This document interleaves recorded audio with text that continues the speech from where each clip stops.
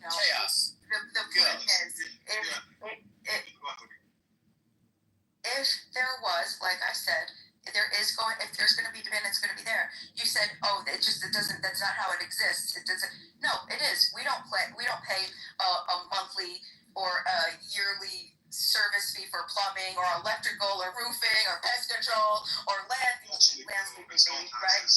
And it's a good thing too, because if just one person doesn't pay for it, then shit will pile up and everybody dies of cholera. Hold on. Chaos. The government pays for our plumbing services and the electrical services and the roofing services and pest control and appliance repair and gutter service and septic. No. Those are on demand services. Painting companies, flooring companies. Because people don't have the self-control or the responsibility or the brain power. Called the tragedy of the commons. Yes, it's an identified part of economics. Wait. So, to Dewey's point, right? I do want to make this statement. To Dewey's point, we did have this before. People who are business owners who had industrial plants, they had their own private fire stations. What happened was they only engaged with the business owner.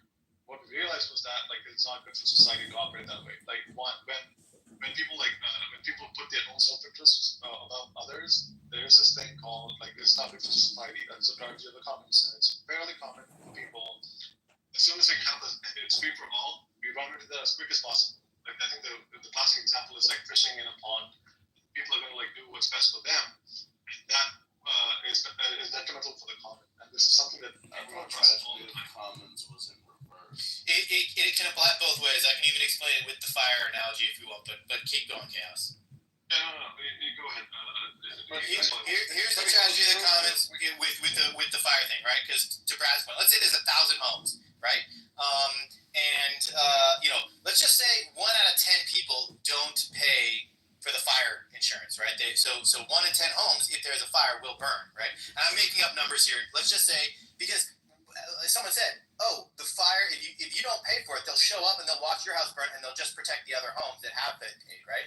But if enough people don't pay, then we all know fires can get out of control. It's actually in the interest of the people that are paying to put out the house that is on fire, even though that house isn't subscribed. Because if 10% of the homes end up on fire, if I had 1 out of 10 who haven't paid, if they're all burning, then my house, even though I'm subscribed, right, is going to burn as well, because it's going to overwhelm the fire service. So actually, at the moment a fire breaks out at any house, I want them to put it out, even though that person is freeloading, right? So what does that encourage? It encourages the freeloading. So now nobody's paying for it, but we all have an interest in the fire being put out as soon as possible. What's the right way to do that? Why don't we just make everybody pay a la a tax? Well, that's not the case, though, because the on-demand service, you're not just going to be paying how much you would have paid. You're going to have to pay that fee of an emergency fee, right? You're going to have to. It's not going to be. Everybody else is paying for their month or their annual. What did I just describe?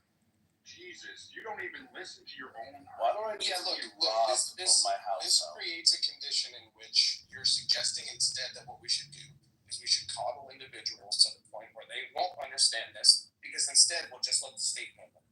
Let the state handle it, make everybody pay, give them no choice but to pay, put them in jail if they don't pay. People would learn these lessons.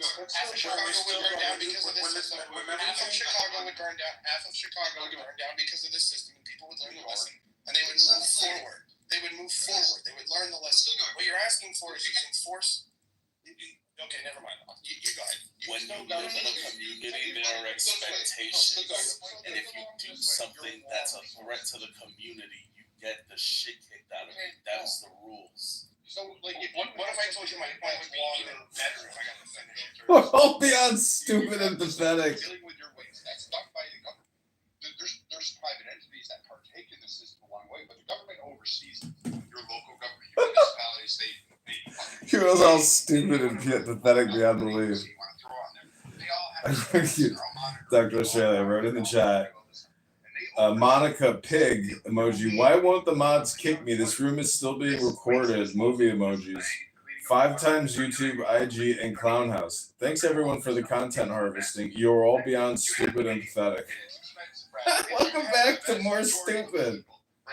Yo, you don't actually have to pay for that. You know what? I guess. Well, it's. Bro, we make money from projects like that. Why would anyone pay for that? Because a bridge sewers in require Canada. maintenance. A bridge in Canada makes us like almost $1 billion a day. Again, when you look at this, you have it affecting an entire state because some of these systems affect more than just your local HOA community. They affect the entire populace of the state. Who is going to be the enforcement body and mechanism that says, I'm going to cut off water to these people or this farmer? I'm going to dam up the river up there. Yeah, they damn the shit out of the rivers. No, what they would have are water plants where like you get the shitty water or maybe you get like low water pressure. Welcome to Colorado. You pay like $1,000 extra. You get like water pressure. Maybe it gives you some cleaner like shit in your faucet. It's fucking poor people feeling like like obviously a plus. less bad than rich people. Okay, so this is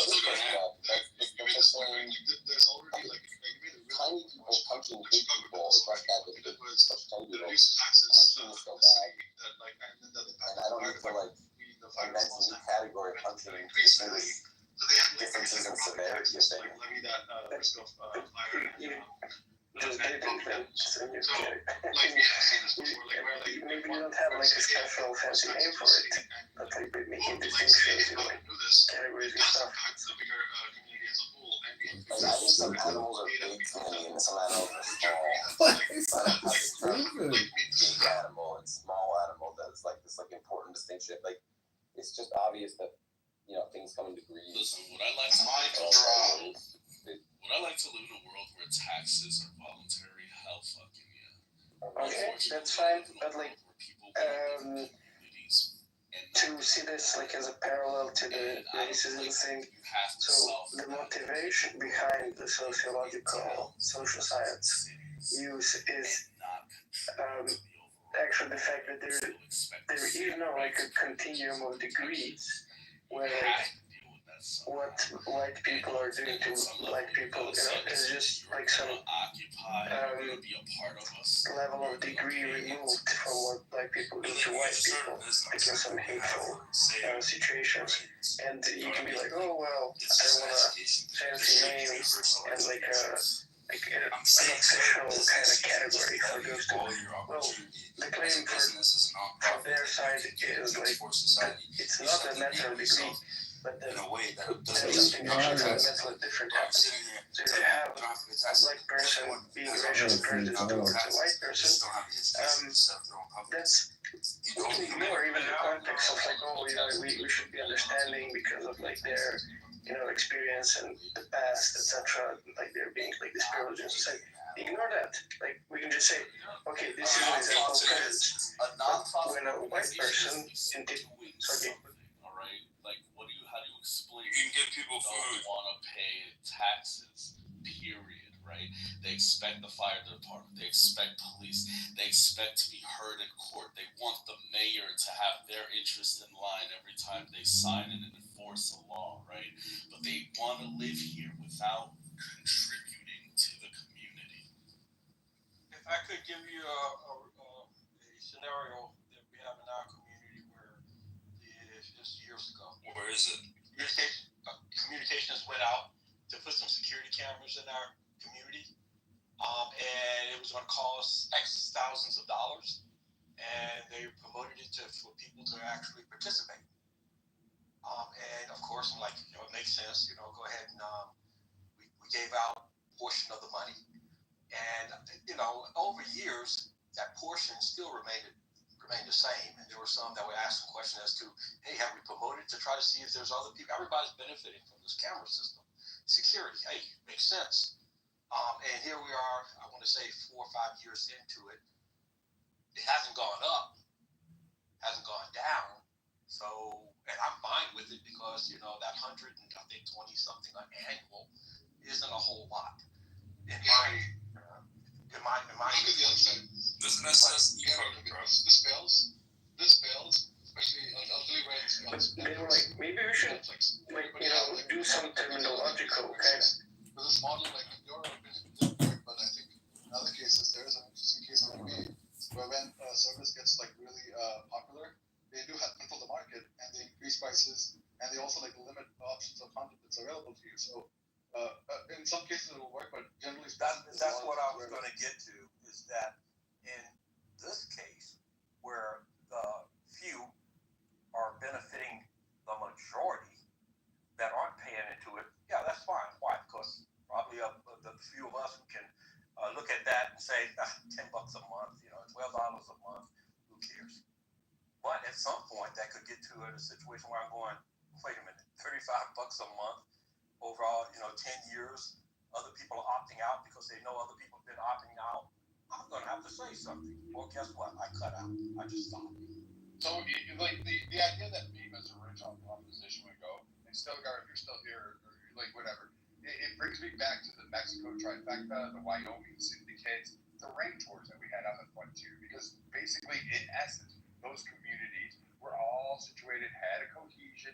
And for those of you that don't know, you should look up range and frontier wars at that time. Had nothing to do with the Indians. It was just Americans basically living in their own libertarian society, controlling their own trade, and fighting with other groups, and taking control over massive amounts. And the government was feckless to do absolutely anything. And they oftentimes didn't. They were actually utilized as the enforcement mechanism for all of these utopian wishes. And they kept pushing this through. Like the Wyoming syndicate was freaking horrific. And it's bloody crusade. It determined who could come in there, who could farm, who could be part of that society. And if they deviated, they didn't want to pay the tax. Their water was cut off. Their animals were ran off. They're in the middle of the night, they would have a fire, magically starting their crop fields to push them out. And so this violent reaction is what would eventually lead under this, like, quote, idealism. And somehow or another, people think that you can stop that more. We'll just put moral. We'll all be moral. We'll cuddly feel. We'll all be fucking Care Bears. And we'll be able to power it away. And it doesn't work that way. Exactly. Yeah, nobody's saying that. That's definitely not what a voluntary society. That's not the goal of a voluntary society. That's not what it claims to do in any case. All that it claims to do is that it creates voluntary associations versus forceful associations. So all of the things that we think that we're doing that are good ideas, we would still be doing them. We would just be able to do them at a greater degree because we wouldn't have the force of government intervention regulating us out of our ability to do those things.